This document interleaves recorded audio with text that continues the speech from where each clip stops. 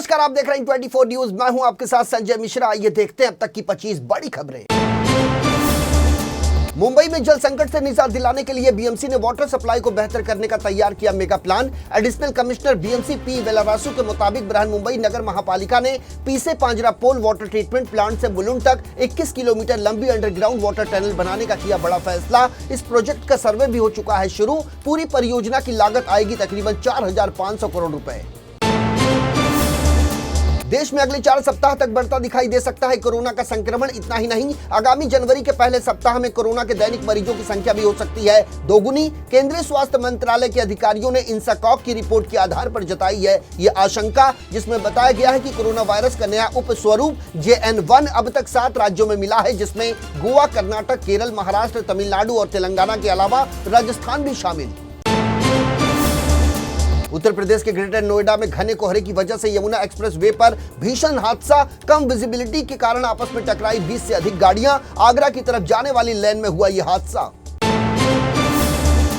उत्तर प्रदेश के इटावा स्थित lion safari में बब्बर शेर बाहुबली की लंबी बीमारी के बाद मंगलवार की देर शाम हुई मौत। सफारी में पिछले 6 महीने में ये 16वें वन्य जीव की हुई है मौत। सफारी में एक के बाद एक हो रही वन्य जीवों की मौतों को लेकर सवालों के घेरे में खड़ा हुआ है सफारी प्रबंधन।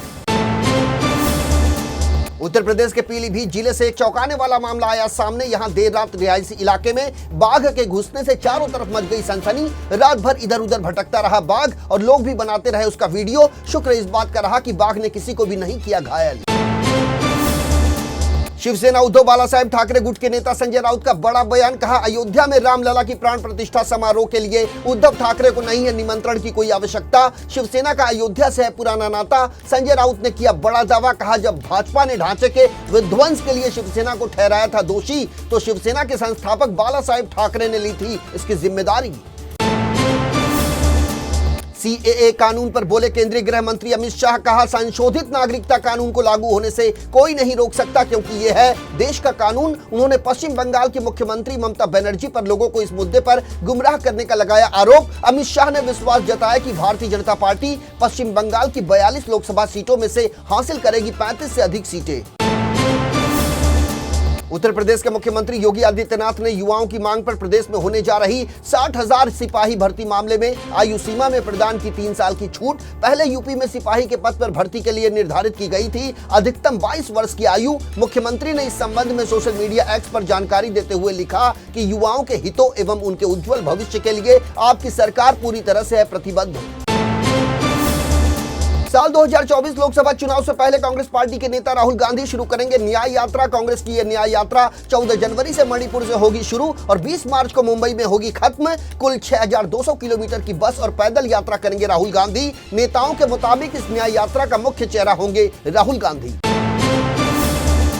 भारतीय नौसेना ने अरब सागर में व्यावसायिक जहाज MV कैम्प प्लूटो पर हमले समेत क्षेत्र में हाल की घटनाओं के मद्देनजर इस क्षेत्र में शुरू किया केंद्रीय समुद्री सुरक्षा अभियान। दरअसल नौसेना ने यह घोषणा तब की है जब कुछ समय पहले रक्षा मंत्री राजनाथ सिंह ने मुंबई में एक कार्यक्रम में हमलों के दोषियों के खिलाफ कड़ी कार्रवाई करने का लिया संकल्प।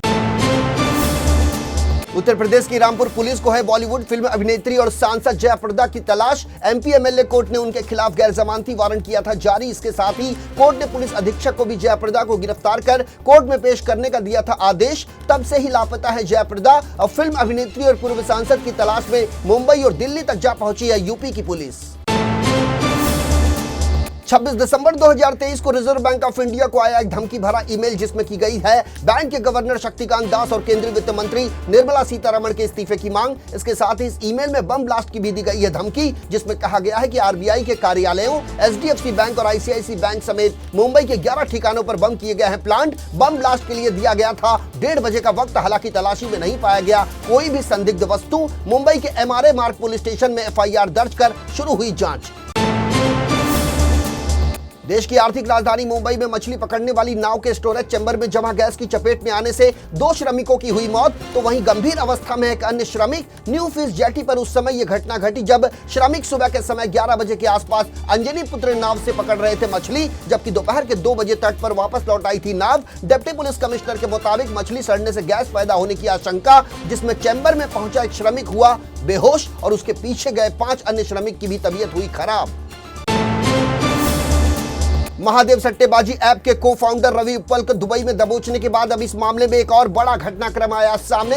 भारत के रेड कॉर्नर नोटिस के बाद यूएई के अधिकारियों ने अब दुबई से ही महादेव बेटिंग ऐप के प्रमोटर सौरभ चंद्राकर के ठिकाने पर जड़ दिया ताला। महादेव ऐप के मास्टरमाइंड और प्रमोटर सौरभ चंद्राकर को दुबई में कर दिया गया है नजरबंद। करोड़ों के घोटालेबाज को अब जल्द से जल्द भारत लाने की हो सकती है कार्रवाई।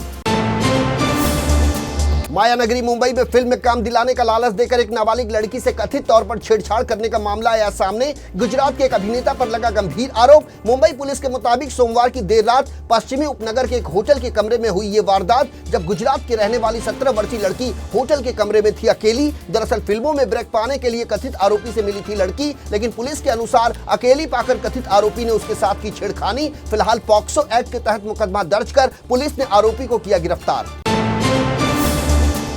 श्रीनगर बारामूला हाईवे पर लवीपोरा इलाके में संदिग्ध वस्तु मिलने से मचा हड़कंप। सूचना मिलते ही मौके पर तत्काल पहुंचा बम निरोधक दस्ता। इस दौरान सुरक्षा बलों ने की पूरे इलाके की घेराबंदी। वहीं पूरे इलाके में जारी किया गया है हाई अलर्ट। दरअसल पुंछ हमले के बाद से ही जम्मू कश्मीर में हाई अलर्ट पर है भारतीय सेना और आतंकियों की खोज में लगातार चल रही है सर्च।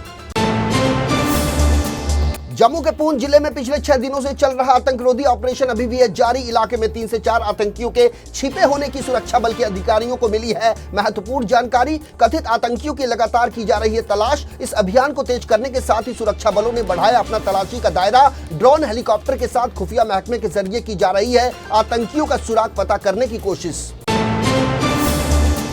भारतीय सीमा में किसी भी तरह की घुसपैठ करने वालों का अब होगा मधुमक्खियों से सामना। सीमा सुरक्षा बल यानी बीएसएफ ने इसके लिए तैयार की है विशेष योजना।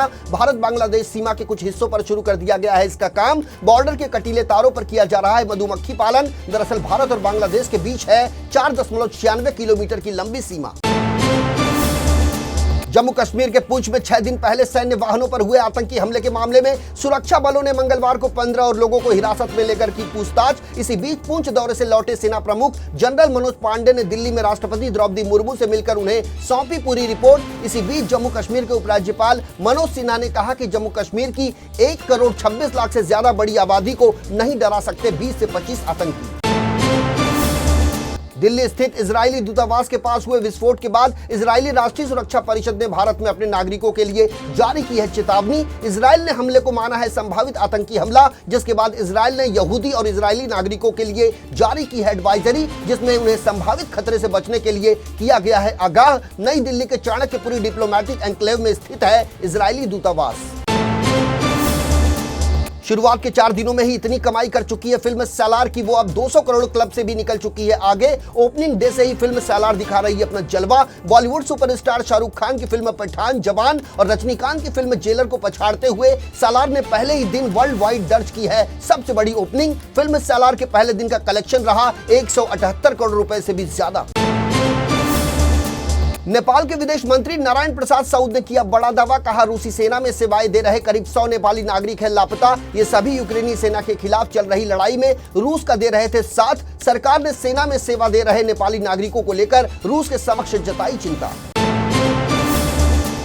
दक्षिण अफ्रीका में देखने को मिला भारी बारिश का कहर। दक्षिण अफ्रीका में हुई मूसलाधार बारिश के कारण 6 लोगों की मौत की खबर, जबकि 10 लोग अभी भी लापता। एक रिपोर्ट के मुताबिक पानी का बहाव इतना तेज था कि कई मकान हुए तबाह।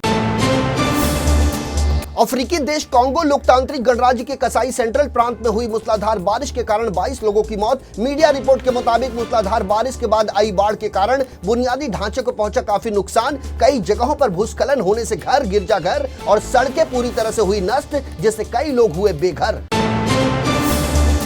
मध्य नाइजीरिया में सशस्त्र समूहों ने शनिवार से सोमवार तक कुछ गांवों के 17 समुदायों को निशाना बनाते हुए की 140 लोगों की सिलसिलेवार हत्या। देश के धार्मिक और जातीय तनाव से ग्रस्त क्षेत्र में इसे माना गया बेहद दुखद घटना। स्थानीय अधिकारियों ने बताया कि इन सशस्त्र समूहों को जाना जाता है डाकुओं के रूप में, जिन्होंने हत्याओं के बाद फूंक दिए पीड़ितों के घर। कई लोग अभी भी है लापता। इस घटना से मुस्लिम चरवाहों और ईसाई किसानों के बीच बढ़ गया है तनाव।